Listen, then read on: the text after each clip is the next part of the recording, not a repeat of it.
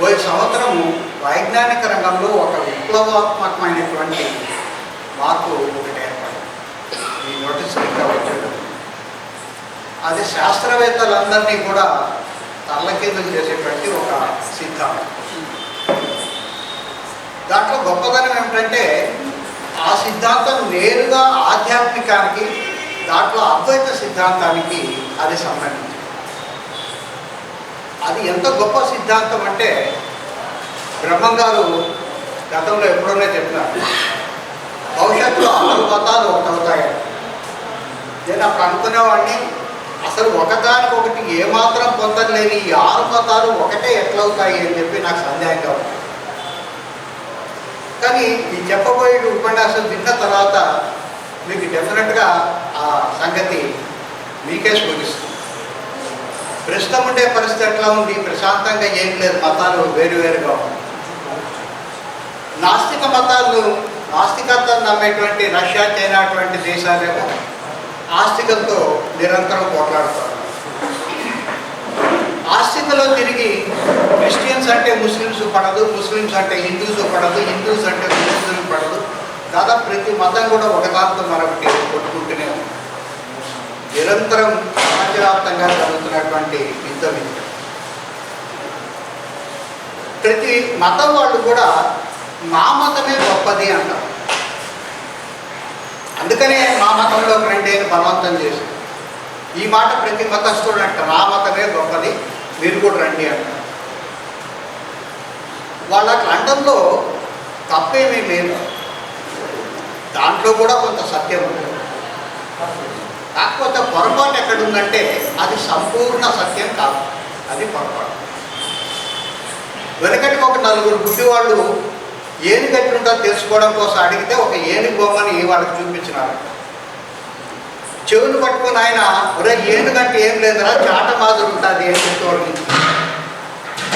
తోక పట్టుకుని ఆయన పల్లెం మాదిరి ఉంటుంది ఏనుగంటే అని ఆయన వర్ణించినాడు. తొండం పట్టుకుని ఆయన ఏనుగంటే మరేం కాదు, రోకలి బండ మాదిరి ఉంటుంది అన్నాడు. కాలు పట్టుకుని ఆయన అది ఆ స్తంభం మాదిరి ఉంటుంది ఏనుగు, అంతకంటే ఏం లేదు అన్నాడు. ఈ 4 చెప్పిన దాంట్లో తప్పేమైనా ఉందా? నలుగురు చెప్పింది నిజమే, అబద్ధం అనడానికి లేదు. కానీ సంపూర్ణ సత్యం మాత్రం కాదు, ఒక్కొక్కరు ఒక్కొక్క భాగాన్ని మాత్రమే వర్ణించినారు తప్ప మొత్తం ఏనుగురు గురించి వాళ్ళకి తెలియదు. అది అక్కడ ఏర్పడినటువంటి గొప్ప విశాలమైనటువంటి సంగతి. అయితే ఇప్పుడు ఈ శాస్త్రవేత్తలు చేసిన పరిశోధన వల్ల ఎటువంటి స్థితి చేరుకున్నదంటే సంపూర్ణమైన సత్యాన్ని మనం తెలుసుకోవడానికి మనకు సాధ్యమైనటువంటి పరిస్థితులు ఏర్పడింది. అయితే ఈ శాస్త్రవేత్తలు కనిపెట్టిన దానికి, అద్వైతానికి ఆధారమైనటువంటి గ్రంథం ఏమిటంటే భగవద్గీత. అదంత గొప్ప గ్రంథం కాబట్టి మనుషులకు చేసినట్టుగా దానికి కూడా మనం జయం చేస్తున్నాం. ఇంకా ఏ పుస్తకానికి ప్రపంచం భగవద్గీత ఒక్కటే గీతా శాస్త్రము అని పిలువబడుతుంది. శాస్త్రం అంటే సైన్స్. ఆ సైన్స్ అనేటువంటి టైటిల్ ఉండేటువంటి ఒకే ఒక గ్రంథం ఏమిటంటే భగవద్గీత మాత్రమే. పైగా భగవద్గీత ఒక్కటే ఆ భగవంతుడి గురించి స్వయంగా వివరించింది. మనం మొట్టమొదటి చదివేటప్పుడే నారాయణీయ స్వయం అంటాం. అంటే పరమాత్మే పరమాత్ముడి గురించి చెప్పగలరు తప్ప ఇతరులు ఎవరు చెప్పలేదు. చెప్పినా ఎక్కడో పొరపాట్లు జరిగేటువంటి అవకాశం ఉంది. ఆయన ఈ భగవద్గీతలో ఏమి చెప్పదలుచుకున్నాడు పరమాత్మ అంటే మొట్టమొదటి ఇంట్రడక్షన్లోనే మనం చెప్తాం. అద్వైతామృత వర్షిణి భగవతి నారాయణీశ్వరి. అంటే అద్వైతం అనే అమృతాన్ని మనకు అందిస్తాడు. ఈ అమృతం దేవతలు తాగే అమృతం కాదు. దేవతలు తాగే అమృతం వల్ల చాలా ఇల్లు వాళ్ళు బతికితే బతకొచ్చు, కానీ ఎప్పుడో ఒకసారి కనీసం సృష్టి అయిపోయినప్పుడు వాళ్ళందరూ కూడా వాకౌట్ చేయాల్సిన వాడే.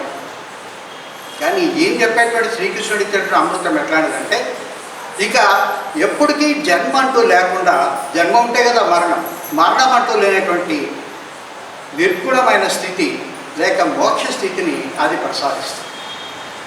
అట్లా ఇవ్వగలిగింది ఏదైనా ఒకటి ఉందే అంటే అది ఒక అద్వైతం మాత్రమే. అయితే ఈ భగవద్గీత అనేది ఒక సూపర్ బజార్ లాంటిది. దాంట్లో కర్మయోగం ఉంది, భక్తి యోగం ఉంది, జ్ఞానయోగం ఉంది, ద్వైతము ఉంది, అద్వైతం ఉంది, విశిష్టాద్వైతము ఉంది. ఎవరికేది కావాలో వాళ్ళు తీసుకోవచ్చు. అయితే ఇక్కడ ఈయన చెప్పినటువంటి అద్వైతం మాత్రమే అమృతం కదా అన్నాడు అని ఎత్తుకుదామని చెప్పి చూస్తే అది ఒక చోట దొరికేది కాదు. అద్వైతామృత వర్షిణి, వర్షం లాంటిది. ఒక చోట ట్యాప్ తిప్పుకొని మనం పోయి నీళ్లు తాగొచ్చినట్టు తాగడానికి వీల్లేదు. వర్షం మాదిరి పడతా ఉంది, చేతులు పట్టుకొని జాగ్రత్తగా వేసుకొని నోట్లు వేసుకుంటే కానీ మనకు తెలిసేది. అయితే ఈ అద్వైతాన్ని అర్థం చేసుకోవాలంటే ముందుగా మనకు కొంచెము ద్వైతం అంటే ఏమిటి, విశిష్టాద్వైతం అంటే ఏమిటి అనేది తెలాలి. పాత వాళ్ళకి, నేను క్లాసులు వచ్చిన వాళ్ళకి తెలుసు, కొంతమంది కొత్త వాళ్ళు ఉన్నారు కాబట్టి వీళ్ళంత క్లుప్తంగా ఆ రెండింటిని వివరించి తర్వాత కాదు. ఈ ప్రపంచంలో ఇప్పుడు వరకు మనం గమనించింది, భవిష్యత్తులో గమనించబోయేటువంటి అంశాలు మూడే ఉన్నాయి. దీంట్లో మొదటిది నేను. ఎప్పుడు నా గురించే నా ఆలోచనలు ఉంటాయి. దీంట్లో 70% ఆలోచనలన్నీ కూడా నేను లేక ఐ, ఇంగ్లీష్లో అయితే ఐ, నా మీదనే ఉంటాయి ఆలోచన. ఇక్కడికి వచ్చినామంటే ఏమైనా పనికి వస్తుందా, పనికి రాదా, తొందరగా పోదామా, ఇది ఏమైనా పనికొచ్చే అంశమా కాదా అని నిరంతరం మన గురించి ఆలోచిస్తుంటాం. వీళ్ళని జీవుడు అని పిలుస్తాం. అయితే జీవుడికి ఆలోచన అయితే ఉంది, కానీ ఆయన కోరికలు తీరాలంటే, ఆలోచనలు నెరవేరాలంటే ఇతర వస్తువులు కావాలి. అప్పుడే ఆకలి కొంచెం మొదలైంది. నరసింహ ఏం టిఫిన్ పెడతాడో మనకైతే తెలియదు, కానీ అయితే ఈ ఆకలి నాకైంది, కానీ నేనంతటి నేను ఆహారం తెచ్చుకోలేదు, బయట నుంచి తెచ్చుకొని తినాల్సి. అంటే మనకు బయట ఉండేటువంటి జగత్తు అనేది ఒకటి అవసరం.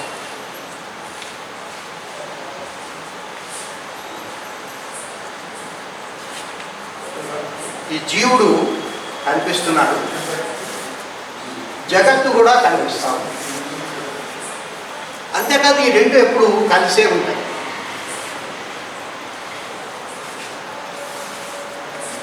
కనిపించే ఈ ప్రపంచం మాత్రమే ఉంది, దేవుడు లేదు, దెయ్యం లేదు అని చెప్పేటోడని నాస్తికుడు అని చెప్పాడు. కాబట్టి వాళ్ళకి ఇక్కడికే ప్రపంచం. మన ఆలోచన 70% ఇక్కడ ఉంటుంది, 25% ఇక్కడ ఉంటుంది, ఇంకొక 5% మిగులుతుంది. వీళ్ళకి 5% లేదు నాస్తికులు. ఇటువంటి స్థితిలో ద్వైత సిద్ధాంతం ఏం చెప్తుందంటే, నీకు కనపడకపోవచ్చు దీంట్లో మాత్రం, నీతో కలిసి ఉండకపోవచ్చు, కానీ పరమాత్మ అనేవాడు ఒకడు ఉన్నాడు. మనకు మించినటువంటి శక్తి ఒకటి ఉంది. ఆయన మనల్ని పోషిస్తూ ఉన్నాడు. ఆయనే జగదీశ్వరుడు అని చెప్పి పేరు.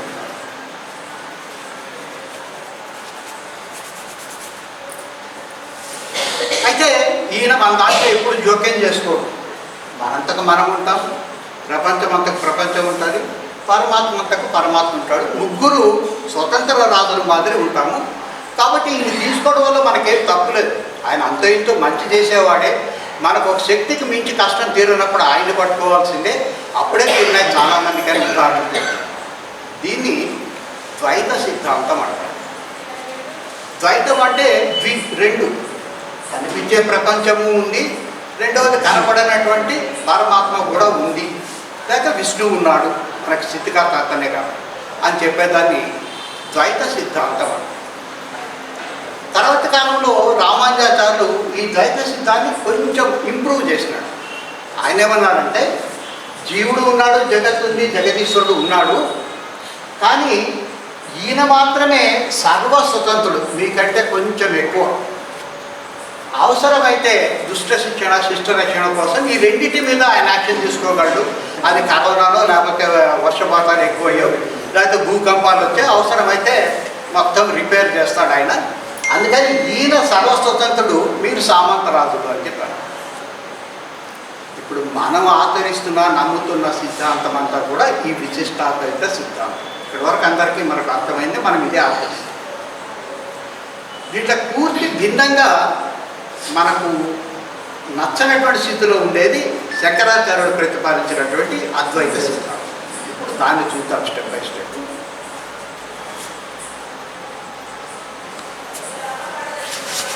జీవుడు ఒకడు ఉన్నాడని చెప్పి అంటున్నారు, జగత్తు ఉంది అంటున్నారు, జగదీశ్వరుడు ఒకడున్నాడని చెప్పి అంటున్నారు. ఇవన్నీ మనకు జీవుడు కనిపిస్తున్నాడు, జగత్తు కనిపిస్తున్నాడు. జగదీశ్వరుడు ఉన్నాడో లేదో కానీ నిన్న రూపంలో ఎవరో చూస్తున్నాడో చెప్తే ఆయన్ని ఆ విగ్రహంలో ఆయన లేవుడు, ఆయన గుర్తు చేసుకోవడం కోసం విగ్రహం.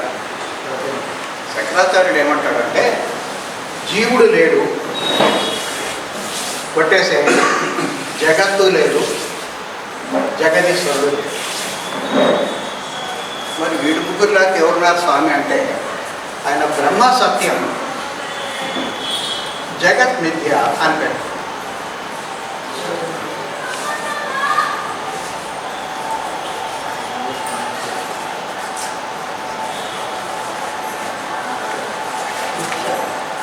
ఈ బ్రహ్మ త్రిమూర్తుల్లో ఉండే బ్రహ్మ కాదు, ఆ త్రిమూర్తులను కూడా సూచించినటువంటి పరబ్రహ్మ. ఈ బ్రహ్మ మాత్రమే సత్యము. అంటే ఆయన మాకు కనపడడు, వీళ్ళన్నా కనిపిస్తారు. కానీ జగదీశ్వరుడు కనపడకపోతే, విష్ణువు కనపడకపోతే మా జీవుడు జగత్ ఎదురు కనిపిస్తుంటే వాళ్ళు లేవంటారు. ఏంటంటే నేను లేవని అనడం లేదు, అక్కడ మీకు కనిపిస్తున్నది మాయ వల్ల ఈ బ్రహ్మనే అట్లా జీవుడిగా జగత్తుగా జగదీశ్వరుడిగా కనిపిస్తున్నాడు. జగత్ అంతా కూడా మిథ్య. విద్య అంటే ఒక వస్తువుని ఇంకొక వస్తువుగా భావించడం. ఎండమావుల్లో సూర్యరశ్మిని చాలా కాలం చిన్నపిల్లలు ఉన్నప్పుడు నీళ్లు అని చెప్పి భావిస్తూ ఉంటాం. అని ఇప్పుడు మనకు తెలుసు అవి నీళ్లు కాదు, సూర్యరశ్మి మాత్రమే, అది మన భ్రమ అని చెప్పి తెలుసు. సూర్యుడి చుట్టూ భూమి తిరుగుతుందని ఇప్పుడు సైన్స్ మనకు చెప్పింది ఒప్పుకుంటున్నాము. కానీ పొద్దున్న లేస్తే ఏ పిల్లలు అయితే సూర్యుడు ఎక్కడ వదిలిస్తా అంటే తూర్పుడు. అంటే మనం స్థిరంగా ఉన్నాము, సూర్యుడు ఇట్లా ఇట్లా తిరుగుతూ ఉంటాడు అని చెప్పి మనం అనుకుంటాం. అది మిథ్య. అట్లాంటి విద్యలో ఉన్నారు మీరు అని చెప్పాను. శంకరాచార్యుడి సిద్ధాంతాన్ని చెప్పి మిగిలిన అన్ని మతాలని ఆ రోజు 8వ శతాబ్దంలో మూతేసేసినాడు. అన్నీ మారిపోయాయి. కానీ కొంతకాలం తర్వాత ఈవెన్ శాస్త్రవేత్తలకు కానీ, అటు ఆత్మహత్యవేత్తలకు కానీ, లేక పీఠాధిపతులకు కానీ ఇది అర్థం కాలే, పొరుగుడు పడలే. కనిపించేదేమో లేదంట, లేదేమో అదే ఉంది అంట. ఇది మనకు నమ్మకానికి రావడం లేదు. అందుకని చాలామంది ఈ అద్వైత సిద్ధాంతాన్ని దూరపడుతున్నారు.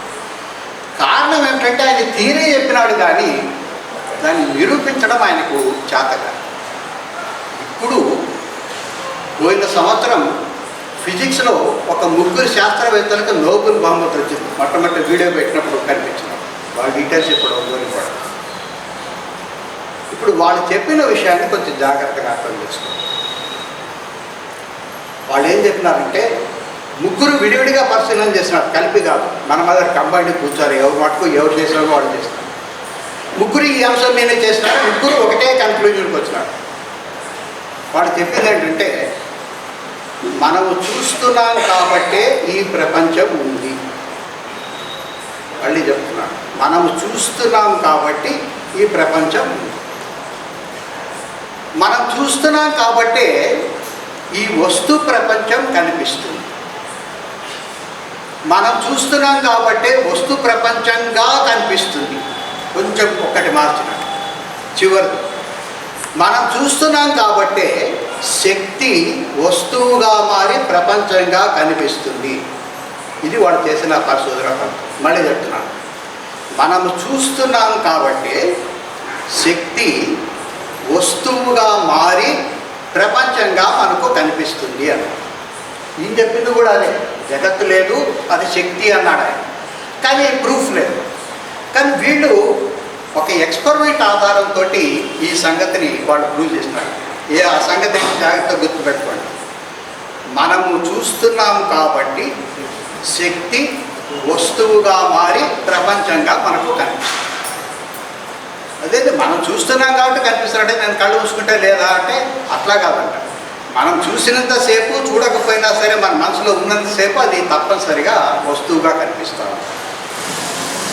దీన్ని నిరూపించడం కోసం దాదాపు 20 సంవత్సరాల నుంచి ప్రయత్నం జరుగుతుంది. పోయిన సంవత్సరం 3 శాస్త్రవేత్తలు విడివిడిగా చేసిన ఒక పరిశోధన మళ్ళీ అందరూ కంబైన్డ్ కూడా చేస్తున్నారు. చాలా సింపుల్ పరిశోధన, అదేమే ల్యాబొరేటరీ చేస్తున్నారు కాబట్టి మనకు అర్థం కాదేమని అనుకోవద్దు. చాలా సింపుల్ పరిశోధన అది. దాన్ని 2 స్లిట్ ఎక్స్పెరిమెంట్ అంటారు. స్లిట్ అంటే ఒక చిన్న సందు చీలిక. 2 స్లిట్ ఎక్స్పెరిమెంట్ అంటారు. ఒకసారి వీడియో చూడండి, చూసిన తర్వాత సందేహం ఏమంటే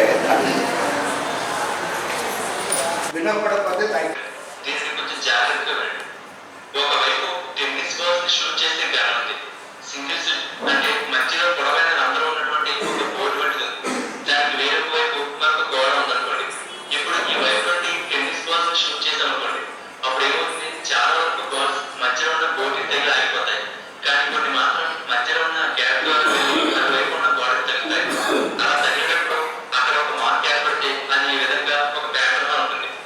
సరే, ఇప్పుడు మధ్యలో సింగిల్ స్లిప్ ని కాకుండా డబుల్ స్లిప్ ని పెడితే 2 ప్యాటర్న్స్ కనిపిస్తాయి. అంటే ఇప్పుడు ఈ టెస్ట్ ని మనం పార్టికల్స్ తో చేసినట్టు అనమాట. నెక్స్ట్ ఇదే టెస్ట్ ని వేవ్స్ తో చేద్దాం. ఇప్పుడు నీటిలో వేవ్స్ ని సింగిల్ స్లిప్ ద్వారా పంపించుదాం. ఇప్పుడు అలలు మధ్యలో ఉన్న స్లిప్ ద్వారా ప్రయాణించి వెనక ఉన్న స్క్రీన్ మీద సింగిల్ లైన్ ఫామ్ చేస్తాయి. కానీ మధ్యలో డబుల్ స్లిప్ ని పెట్టి వేవ్స్ ని పంపినప్పుడు ఆ డబుల్ స్లిప్ ద్వారా ప్రయాణించిన వేవ్స్ అనేది 2గా మారి అటువైపు ఒకదానితో ఒకటి కలుసుకోవడం వల్ల స్క్రీన్ మీద ఈ విధమైన 2 కన్నా ఎక్కువ లైన్స్ ఉండే ఇంటర్ఫీరెన్స్ ప్యాటర్న్ ఏర్పడుతుంది. ఇప్పుడు ఇదే టెస్ట్ ని శాస్త్రవేత్తలు క్వాంటం లెవెల్లో ఎలక్ట్రాన్స్ ని పంపి చూశారు. ముందుగా సింగిల్ స్లిప్ ద్వారా ఎలక్ట్రాన్స్ పంపినప్పుడు టెన్నిస్ బాల్స్ లాగానే సింగిల్ లైన్ లో ప్యాటర్న్స్ ఫామ్ చేశాయి. ఇక్కడ వరకు బాగా ఉంది. కానీ అదే డబుల్ స్లిప్ ద్వారా ఎలక్ట్రాన్స్ పంపినప్పుడు కూడా 2 లైన్స్ తో కూడిన ప్యాటర్న్ ఫామ్ అవ్వాలి కదా, కానీ అవ్వలేదు. పార్టికల్ రూపంలో ఉండే ఎలక్ట్రాన్స్ డబుల్ స్లిప్ ద్వారా పంపినప్పుడు వెనక 2 కన్నా ఎక్కువ లైన్స్ ఉంటే వాటర్ లైన్స్ ని పంపినప్పుడు ఏర్పడిన ఇంటర్ఫీరెన్స్ ప్యాటర్న్ ఏర్పాటు చేశాయి. కానీ మనం పంపిన ఎలక్ట్రాన్స్ అనేవి పార్టికల్స్ కదా, మరి వేవ్స్ కి సంబంధించిన ప్యాటర్న్ ఎందుకు వచ్చింది అనేది శాస్త్రవేత్తలకు అర్థం కాలేదు. అంటే ఇక్కడ పార్టికల్స్ గా పంపిన ఎలక్ట్రాన్స్ అనేవి డబుల్ స్లిప్ దగ్గరికి వెళ్ళేసరికి వేవ్స్ లా మారి మనం పంపిన ఒకే ఎలక్ట్రాన్ ఒకే సమయంలో ఆ 2 మార్గాల ద్వారా ప్రయాణించి వేరే వైపు ఒకదానితో ఒకటి కలుసుకుని ఇలా వేవ్స్ కి సంబంధించిన ప్యాటర్న్స్ ని ఏర్పరుస్తున్నాయని శాస్త్రవేత్తలు గుర్తించారు. అయితే ఇది ఎలా సాధ్యమవుతుంది అనేది సైంటిస్టులకు అర్థం కాలేదు. దాంతో ఆ డౌట్ ని క్లియర్ చేయడం కోసమని ఎలక్ట్రాన్ డబుల్ స్లిప్ నుండి పాస్ అవుతున్నప్పుడు ఏం జరుగుతుందో గుర్తించడానికి అక్కడ ఒక డిటెక్టర్ ని పెట్టారు. అయితే ఈసారి శాస్త్రవేత్తలు ఒక తిమ్మతిరిగే విషయాన్ని కనుగొన్నారు. అదేంటంటే డిటెక్టర్ లేనప్పుడు పంపిన ఎలక్ట్రాన్స్ అనేవి పార్టికల్ రూపం నుండి వేవ్స్ గా మారి డబుల్ స్లిప్ ద్వారా ప్రయాణించి ఈ విధమైన ప్యాటర్న్స్ ని ఏర్పరిచాయి కదా. కానీ ఈసారి డిటెక్టర్ ని పెట్టినప్పుడు మాత్రం ఎలక్ట్రాన్లు వేవ్స్ రూపంలో మారకుండా నార్మల్ గా పార్టికల్స్ రూపంలోనే ప్రయాణించి మనం ముందు ఏదైతే టెన్నిస్ బాల్స్ ఏర్పరిచిన ప్యాటర్న్ ఉందో ఆ ప్యాటర్న్ వచ్చింది. అంటే ఏ డిటెక్టర్ లేనప్పుడేమో వేవ్స్ లా ప్రయాణించి డిటెక్టర్ ద్వారా అబ్జర్వ్ చేసినప్పుడు నార్మల్ గా పార్టికల్స్ లా ప్రవర్తిస్తున్నాయి. మళ్ళీ అక్కడ ఉన్న డిటెక్టర్ ని తీసివేసి ఎలక్ట్రాన్స్ పంపినప్పుడు అవి మళ్ళీ వేవ్స్ కి సంబంధించిన ప్యాటర్న్స్ ని ఏర్పరుస్తున్నాయి. అంటే వాటిని ఎవరో గమనిస్తున్నారనే విషయం ఈ ఎలక్ట్రాన్స్ కి తెలిసే అవి ఎలా తమ రూపాన్ని మార్చుకుంటున్నాయనే విషయాన్ని శాస్త్రవేత్తలు గుర్తించారు. అసలు ఎవరో తమని గమనిస్తున్నారనే విషయం ఎలక్ట్రాన్స్ కి ఎలా తెలుస్తుంది? నిజంగా ఇది ఒక అద్భుతం కదా. ఇలాంటిదే క్వాంటం ప్రపంచంలో ఈ ఎక్స్పెరిమెంట్ అందరికీ దాదాపు అర్థమైంది అనుకుంటాను. ఒకసారి సింపుల్ లాంగ్వేజ్లో చెప్తాను. ఇది ఒక స్క్రీన్. ఈ స్క్రీన్కి ముందు ఒక వేలడంతో చిన్న రంధ్రం ఉండేటువంటి దాన్ని ఒక స్లిప్ని సింగిల్ స్లిప్ ఉండేదాన్ని ఒక దాన్ని ముందు ఉంచుతాం. ఇక్కడ నుంచి టెన్నిస్ బాల్స్ను దేంట్లో పంపించినాం. మనం అప్పుడప్పుడు సైకిల్ షాప్ దగ్గర స్ప్రే పెయింట్ కొట్టడం చూస్తుంటాం. వాళ్ళు నెంబర్ వేయాల్సి వస్తే నెంబర్ కొట్టరు. ఒక అట్టలో 1, 2, 3 అని కట్ చేసి దాని ముందు పెట్టి ఇట్లా స్ప్రే కొడతారు. అవతల ఆ నెంబర్ వస్తుంది. సింగిల్ స్లిప్లోంచి కనుక ఒక వస్తువుని పంపిస్తే ఒక్క గీత మాత్రమే పడుతుంది. ఒక డబుల్ స్లిప్ పెట్టామనుకోండి, ఇప్పుడు కూడా వస్తువులు పంపిస్తే 2 నిలువు గీతలు పడాలి. వస్తువుల విషయంలో సరళ రేఖలు మాత్రమే ఏర్పడాలి. ఒకవేళ వస్తువులు కాకుండా ద్రవాన్ని కనుక పంపించినట్లయితే ఒకసారి ఆలోచించండి. ఒక చెరువులో ఒక రాయి వేసినాం అనుకుంటాం. రాయి వేస్తే చుట్టూ వలయాలు ఏర్పడాలి. ఈసారి ఈ రాయి ఇక్కడ ఇంకొక రాయి 2 రాళ్ళు వేసినాం అనుకుందాం ఒకేసారి. వలయాలు ముందు ఏర్పడతాయి విడివిడిగా. కొద్దిసేపు ఆయనకి 2 వలయాలు వచ్చి గుద్దుకొని అనేక వలయాల కింద మారి పక్కన కొంచెం పలచగా ఏర్పడుతుంది. అంటే ప్రవాహ రూపంలో ఉండే శక్తిని కనుక ఈ డబుల్ స్లిప్లోంచి పంపిస్తే అనేక గీతలు ఏర్పడతాయి. వస్తువులు కనుక పంపిస్తే 2 గీతలకు ఏర్పడతాయి. ఇప్పుడు ఈ ఎక్స్పెరిమెంట్ని వాళ్ళు ప్రతి అణువులో ఉండేటువంటి ఎలక్ట్రాన్లని ఇక్కడి నుంచి పంపించినారు. సింగిల్ స్లిట్ పంపించినప్పుడు ఒకటే కనిపించింది.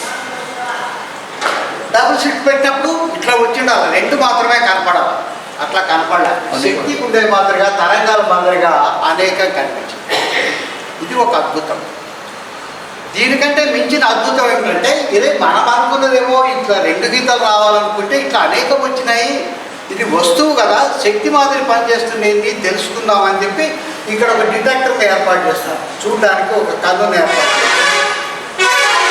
ఆశ్చర్యం ఏంటంటే ఇది ఏర్పాటు చేయగానే మళ్ళీ పోయింది, రెండు గీతలే కనిపించింది. అంటే వస్తువుగా మారి కనిపిస్తుంది. మళ్ళీ ఇది ఆఫ్ చేసినారు, ఏదైనా పొరపాటు జరిగినది, మళ్ళీ పక్కన వచ్చింది. మళ్ళీ ఆన్ చేసినారు, మళ్ళీ రెండు గీతలు. దీన్ని బట్టి ఆ శాస్త్రవేత్తలు చెప్పింది ఏంటంటే, మనం చూస్తున్నాం కాబట్టే శక్తి వస్తువు కింద మారి కనిపిస్తుంది. మనము చూడకపోతే అది శక్తిగానే ఉంటుంది, అనేక గీతల కింద కనిపిస్తుంది. శంకరాచార్యుడు చెప్పింది కూడా అదే. అక్కడ ఉండేది నిజానికి శక్తి మాత్రమే. అయితే ఆ శక్తి మనం చూస్తున్నాం కాబట్టి అది వస్తువుగా మారి ప్రపంచంగా మారి కనిపిస్తుంది అని చెప్పి అతను చెప్పారు. అయితే మీకు సందేహం వచ్చిందో లేదో కానీ నాకు ఒక సందేహం ఇక్కడ మిగిలిపోయింది. ఆ ఎక్స్పెరిమెంట్లో ఇక్కడ ఒక చిన్న డిటెక్టర్ పెట్టినాడు. అది ఆన్ చేసినప్పుడేమో శక్తి వస్తువుగా కనిపిస్తుంది, ఆఫ్ చేస్తేనేమో మళ్ళీ శక్తిగా కనిపిస్తుంది. మరి ఇప్పుడు ఇక్కడ ఇన్ని వస్తువులు మనకు కనిపిస్తూ ఉన్నాయి, ఇక్కడే డిటెక్టర్ ఉంది అనేది నాకు సందేహంగా మిగిలిపోయింది. ఇది అర్థం చేసుకోవాలంటే అసలు పరమాత్మ అంటే ఏమిటనేది జాగ్రత్తగా మనం అర్థం చేసుకోవాలి. ఇక్కడ కూడా ఈ ద్వైతానికి, విశిష్టాద్వైతానికి, అద్వైతానికి మధ్య కొంచెం గందరగోళ పరిస్థితి ఉండడానికి కారణం ఏంటంటే, అనేక మతాలు ఏర్పడడానికి కూడా కారణం ఏంటంటే, పరమాత్మ అంటే ఏమిటి అనేది మనకు క్లియర్ కట్ అండర్స్టాండింగ్ లేకపోవడం. పరమాత్మకు ఈ పేరు ఎందుకు వచ్చిందంటే, ఆయన ఎప్పుడు ఆత్మ ఆత్మ ఆత్మ అనుకుంటూ ఉంటాడు. అంటే నేను, తెలుగులో అయితే నేను నేను నేను అనుకుంటా ఉంటాడు. అందుకని కాకి కావు కావు అంటే దాన్ని ఎట్లయితే కాకి అని పిలుస్తున్నామో, ఈయనెప్పుడు నేను నేను నేను అనుకుంటాడు కాబట్టి ఆయన పేరు నేను లేక ఆత్మ అయిపోయింది. ఆత్మ ఒక్కటే ఉంటుంది.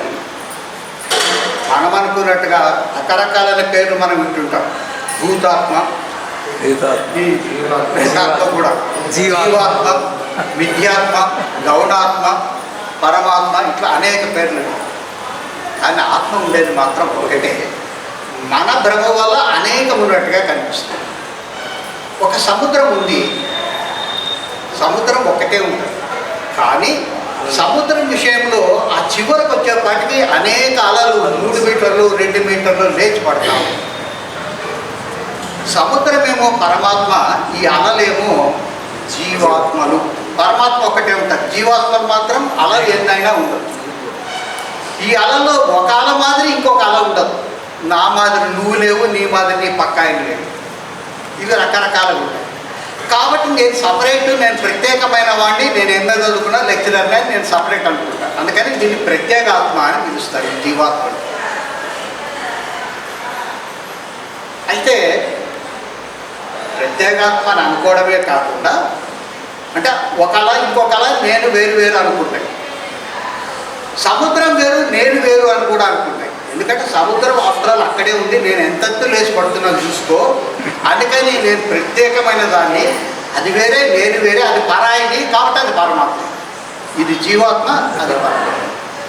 ఈ భావన ఎవరిదంటే జీవులదే, పరమాత్మది కాదు. పరమాత్మ ఏమంటాడంటే, పిచ్చివాళ్ళలారా, నాలో ఉన్నది నీళ్ళే, అలల్లో ఉన్నది కూడా నీళ్ళే. నాలో ఉండే శక్తి వల్ల నేను ఇక్కడ కదలకుండా ఉన్నా, కానీ నాలో ఉండే శక్తి వల్ల మీరు లేచి కింద పైకి కిందికి పడుతున్నారు. అంత మాత్రం చేత మీరు వేరు నేను వేరు అనుకుంటే ఎట్లరా, ఉండేది ఒకటి మాత్రమే అని అంటారు. కానీ మనము దాన్ని పరాయిది అనుకుంటున్నాం కాబట్టి కాసేపు పరమాత్మ అంటాం. వాస్తవానికి ఈ మాట వాడకూడదు, ఆత్మ అనేది మాత్రమే వాడాలి. ఈ ఆత్మలో 2 ప్రధానమైన అంశాలు ఉన్నాయి.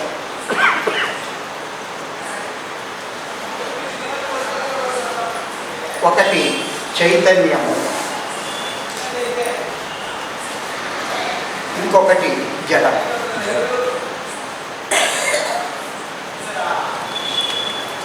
అయితే 2 అంశాలు ఉన్నాయి కదా, ఈ రెండు వేరు వేరు అని మాత్రం మళ్ళీ పొరపాటు పడతాం.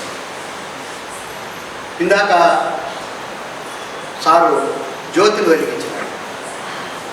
జ్యోతి ప్రజ్వలనం చేసినప్పుడు ఆ జ్యోతి నుంచి కాంతి వచ్చింది, వేడి కూడా వచ్చింది. ఈ రెండు వేడివేడిగా ఉంటాయి. దాన్ని విడదీయడానికి ఎవరికి సాధ్యం కాదు. అది ఎప్పుడూ కాంతి వేడి అనేది రెండు కలిసి ఉంటాయి తప్ప ఎప్పుడూ విడదీయడానికి సాధ్యం కాదు. అందుకే శివుడికి సరైన పేరు ఏంటంటే సాంబ శివుడు. సా అంబ శివుడు అంటే అంబతో కూడినటువంటి శివుడు అని చెప్పారు. ఈ రెండు కలిసే ఎప్పుడు ఉంటాయి తప్ప విడదీయడానికి ఎవరికి కూడా సాధ్యం కానే కాదు. ఈ సంగతి జాగ్రత్త.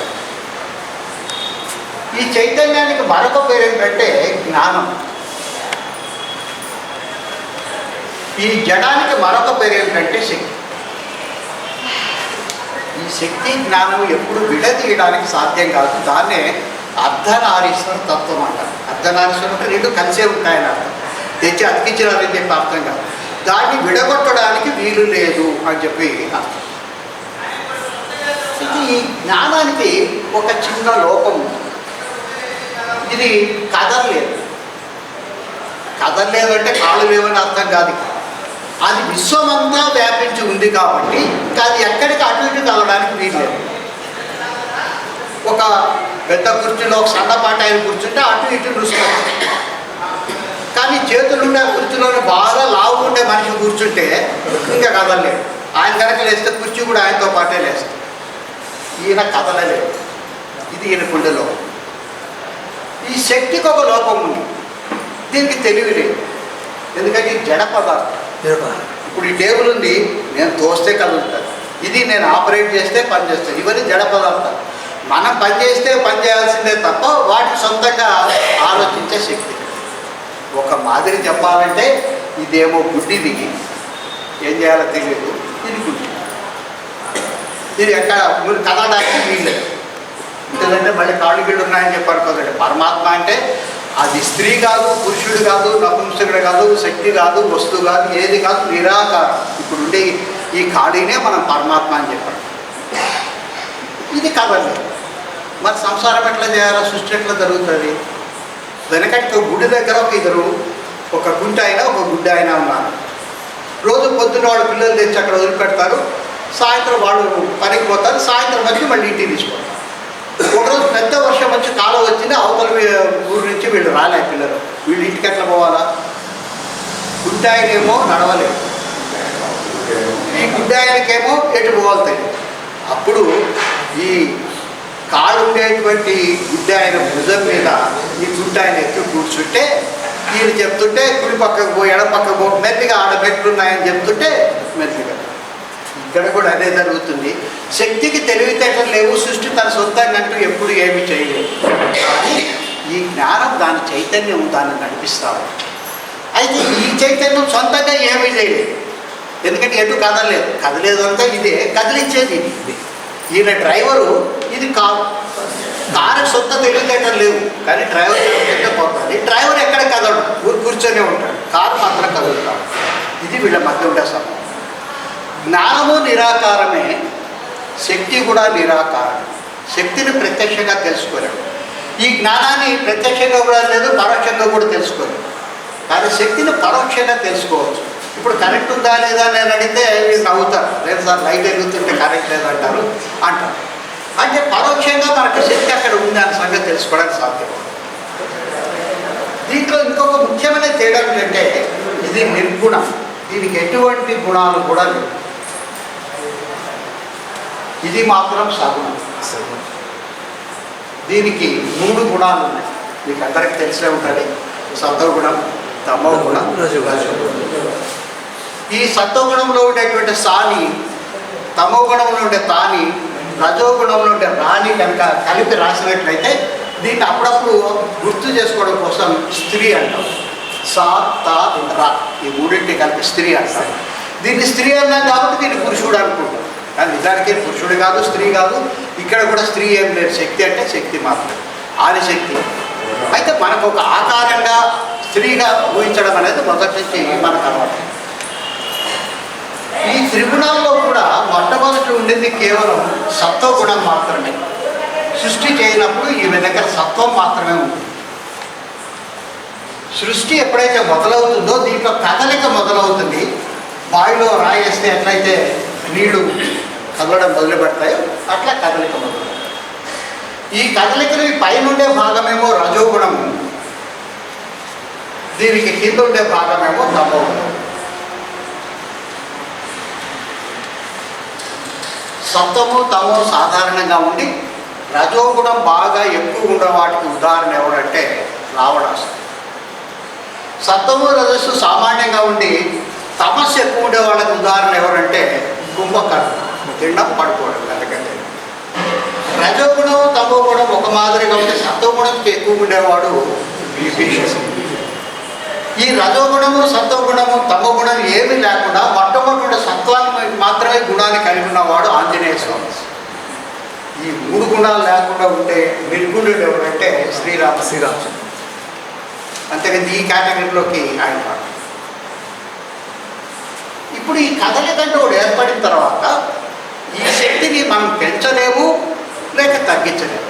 కానీ 1 నిమిషానికి ఎన్నిసార్లు కదులుతుంది అనే దాన్ని మనం కంట్రోల్ చేయడానికి సాధ్యమవుతుంది. అట్లా కదిలేటువంటి గుణము ఈ శక్తికి ఆటోమేటిక్గా ఏర్పడేటువంటి గుణం. ఒకప్పుడు అది చాలా మెల్లిగా కదులుతుంది, సెకండ్కి ఒక్కసారి. ఒకప్పుడు సెకండ్కి 2 సార్లు కదులుతుంది, ఒక్కొక్కరు 16 సార్లు కదులుతుంది. ఈ మార్పుల వల్ల ఉండేది శక్తి ఒకటే అయినా 18 రకాలుగా అది మారేదానికి అవకాశం ఉంది. అందుకే మనం ఎప్పుడో ఈ ఋషులు కనిపెట్టి ఇంకా శాస్త్రవేత్తలు పూర్తిగా కనిపెట్టి 18 శక్తి పీఠాలు అనే వాటిని ఏర్పాటు చేశారు. కాబట్టి శక్తి 18 రకాలు. ఈయన మాత్రం ఎప్పుడు ఒకటే, దీనికి మార్పు అంటే ఎప్పుడు ఉంటుంది. పరమాత్మలో ఉండే చైతన్యం మాత్రం ఒకటే ఉంటుంది. దాని శక్తి 18 రూపాలుగా ఉండడానికి అవకాశం. ఈ శక్తిలో ఒక స్థితి దాటిన తర్వాత ఉష్ణమే వెలుతురుగా కనిపిస్తుంది, లేక అయస్కాంతంగా కనిపిస్తుంది, లేక విద్యుత్తుగా కనిపిస్తుంది. మనకు విద్యుత్ నుంచి అయస్కాంతం తయారు చేయడం తెలుసు, అయస్కాంతం నుంచి విద్యుత్తుని తయారు చేయడం తెలుసు. కానీ ఒక స్థాయి నుంచి ఇంకొక స్థాయికి మార్చగలమే కానీ మొత్తం శక్తిని పెంచలేము లేక తగ్గించలేము. ఇది శక్తి గురించి. అయితే ఈ శక్తి ఈ ఫ్రీక్వెన్సీ పెరుగుతూ పెరుగుతూ పెరుగుతూ వచ్చిన తర్వాత ఒక స్థితిలో బాగా దగ్గరకు వచ్చేస్తుంది. అంతవరకు కనబడినటువంటి శక్తి ఇక్కడ కనబడడం మొదలు పెడతాది. ఇట్లా మొట్టమొదట కనబడిన దాన్ని ఆకాశం అని చెప్పి అంటారు. అది అక్కడ ఉన్నట్టుగా కనిపిస్తుంది కానీ నిజానికి మాత్రం లేదు. ఆకాశం గగనం సూర్యుడు. అందుకని దీన్ని వ్యక్త అవ్యక్తము అంటారు. కనిపిస్తుంది కానీ నిజానికి లేదు. వెతుకుంటా పోతే ఎంత దూరం పోయినా నీకు దొరకదు. ఇప్పుడు ఇక్కడే ఉంది కానీ మనకు అనుకో. ఇంకొంచెం దగ్గరకు వచ్చినట్లయితే వాయువు ఏర్పడదు. వాయువు కనపడదు కానీ అది ఉంది అని తెలుసు. ఉండకపోతే మనం ఎవరు ఉండం, మనల్ని మోసుకోవడానికి ఎవరో ఉంటాం. ఇది అవ్యక్త వ్యక్తం, కనపడదు కానీ ఉందంటే. దీని నుంచి ఇంకా ఫ్రీక్వెన్సీ దగ్గరకు అయితే దీనికంటే బరువైనది అగ్ని, ఇంకా బరువైనది నీరు. నీరు అంటే ఏం లేదు, H2O, 2 వాయువులు కలిస్తే వచ్చేదని చెప్పి మీకు అందరికీ తెలుసు. నీరు అన్నిటికంటే చివరిది బాగా బరువైనది ఏంటంటే భూమి. చాలా కాలం క్రితం వరకు శక్తి వేరు వస్తువు వేరు అని చెప్పి అందరూ అనుకుంటూ ఉండేవారు. కానీ శాస్త్రవేత్తలు దాదాపు ఒక 20 సంవత్సరాల క్రితమే న్యూటన్ ఒక సిద్ధాంతాన్ని ప్రతిపాదించినారు. E = mc².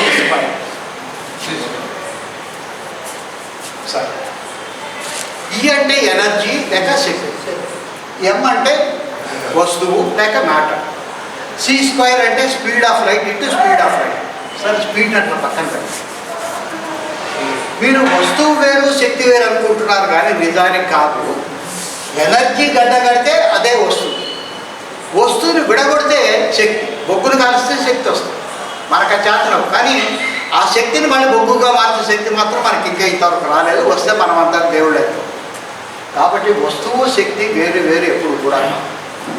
ఇట్లాంటి వస్తువులు మనకు అనేకం కనిపించినప్పటికీ ప్రాథమికంగా ఈ పంచభూతాలుగా వీటిని విభజిస్తాం.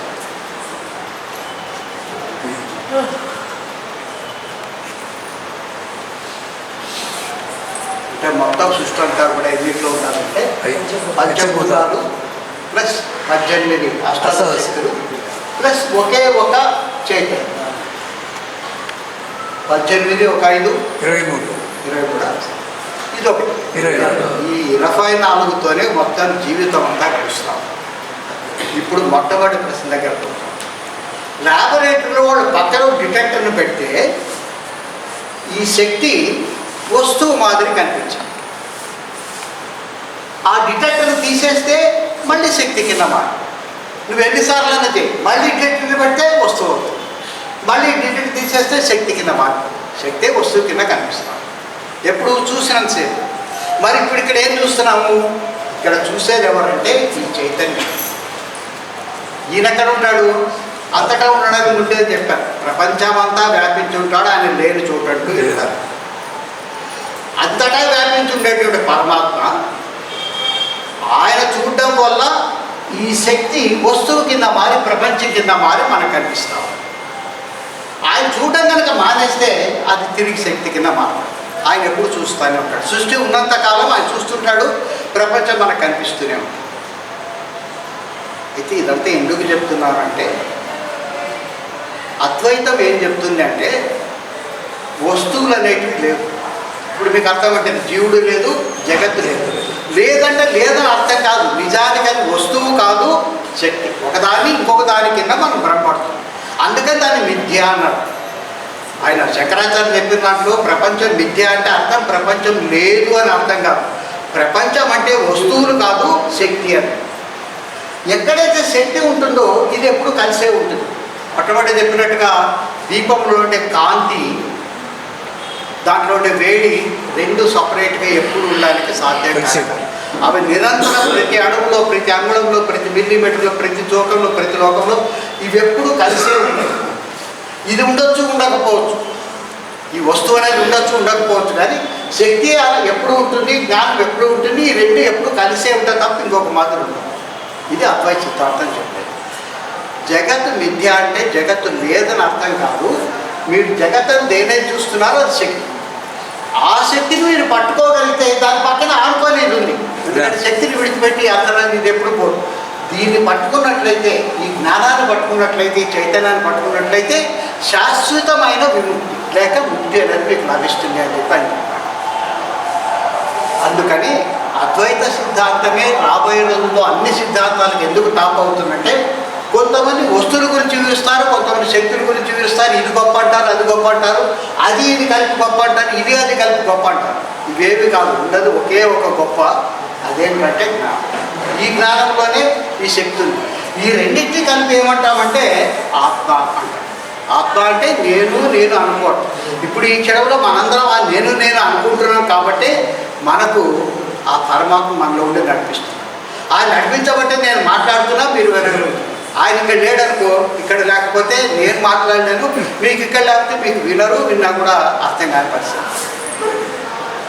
అయితే ఈ మాయనంతా ఎందుకు ఆయన చేసినాడు అంటే తన దగ్గర చేరడానికి, ముక్తిని పొందడానికి ఒక మార్గాన్ని మనకు సూచించడం కోసం.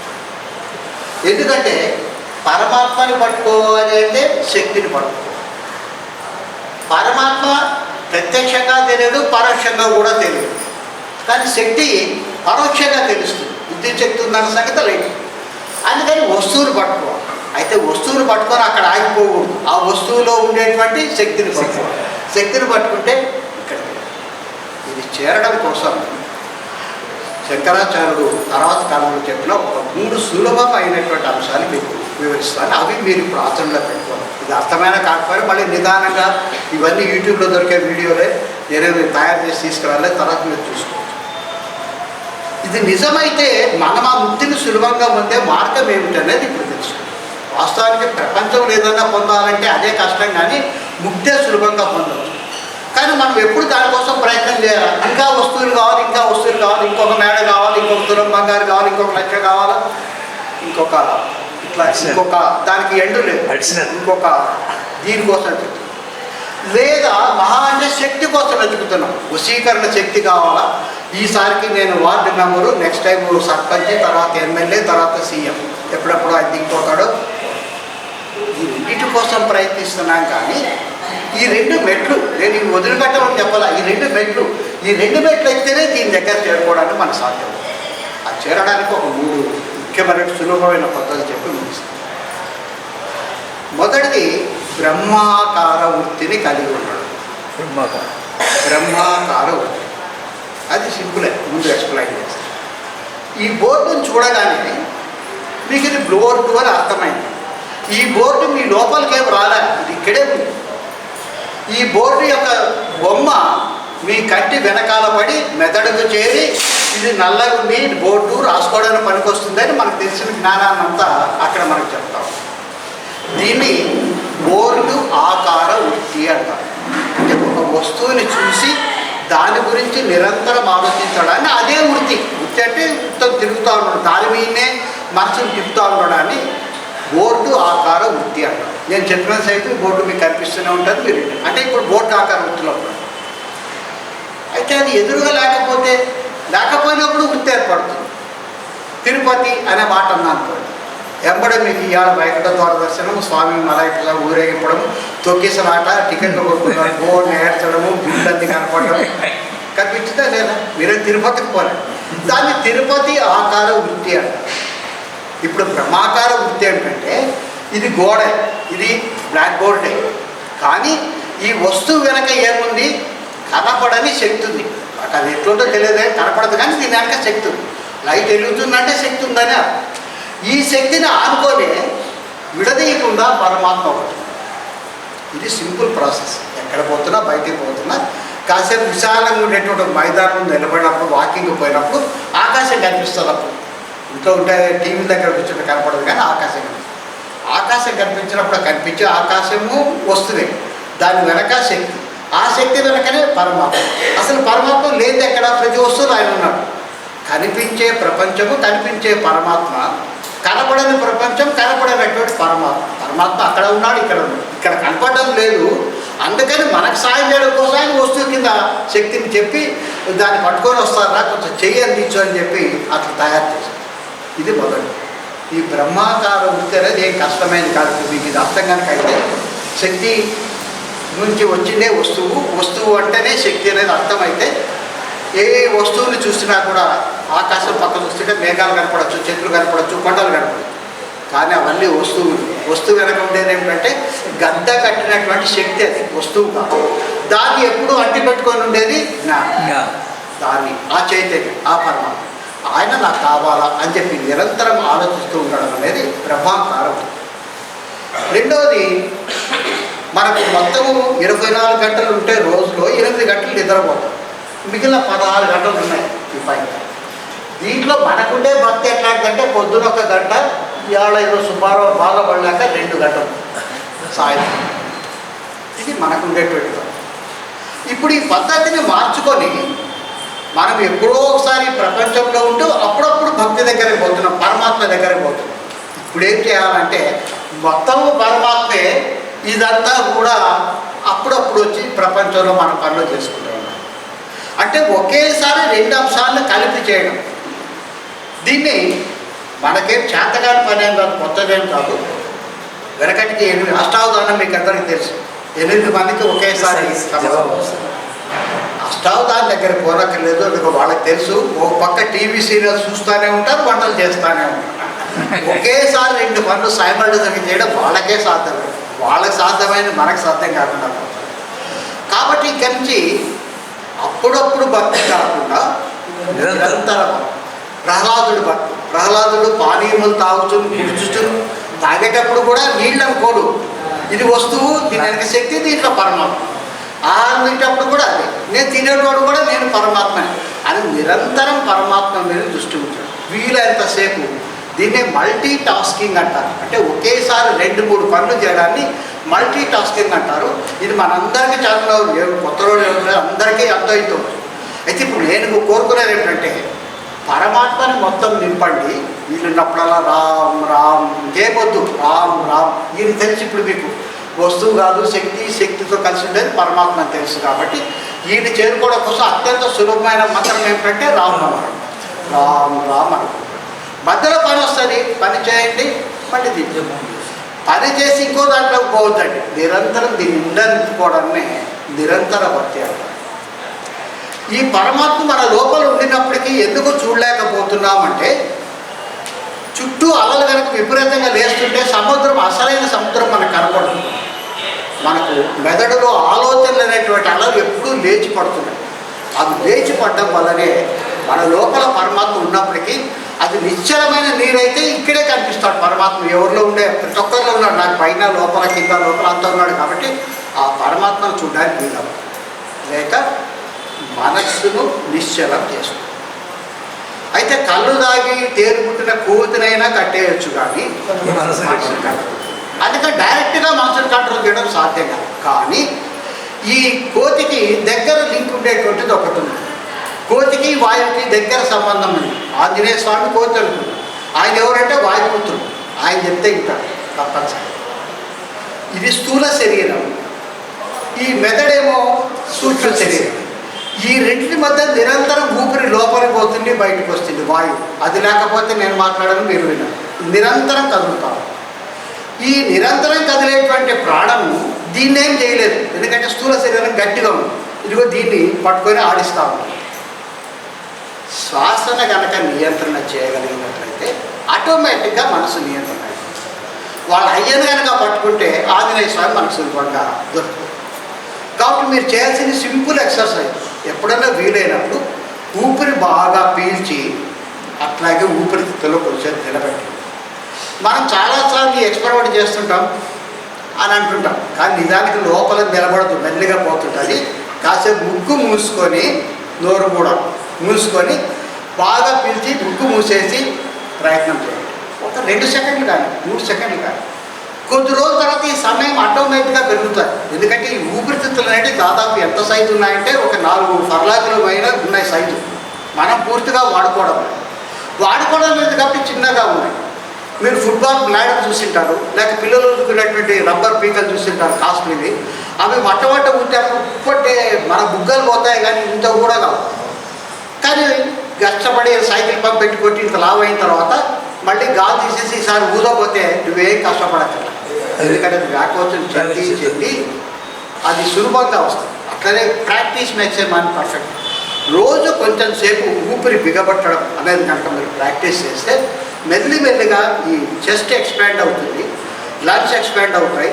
దీనివల్ల మీ ఆరోగ్యం ఇమీడియట్గా వచ్చే ఫలితం. దేవుడు కనిపిస్తాడనేది కానీ ముందు మాత్రం మీ ఆరోగ్యం తప్పనిసరిగా సెటరేట్ అవుతుంది. దీంతో పాటు ఎప్పుడైతే మనం ఊపిరి బిగబడతామో ఆటోమేటిక్గా ఆలోచనల సంఖ్య తగ్గిపోతూ వస్తుంది. ఆలోచనల సంఖ్య తగ్గిపోగానే పరమాత్మ అప్పుడే అక్కడే కనిపిస్తాడు. ఆయన రెడీగా ఉన్నాడు కాసుకొని. అయితే మనకేముంది, ఈ మెదడులోన మురికి నీళ్ళు ఉన్నాయి, మొత్తం చాలా మురికి పేరుకొని, పైగా అటు ఇటు తొడుగులు వస్తున్నాయి, ఆలోచనలు వస్తున్నాయి. కాబట్టి దాంట్లో ముఖం పెట్టి అద్దం చూద్దామంటే దాన్ని కనపడడం. ముందు ఆ మురికి తీసేయాలా అంటే చెడు ఆలోచన బయట పెట్టుకోవాలా. రెండవది అది అటు ఇటు తొడుగుతుంది, అందుకని మన బృంగం కనపడడం. కొంచెం శ్వాస మీద కనపడుతుంది. కాబట్టి 3 చాలా సులభమైన సూత్రాలు.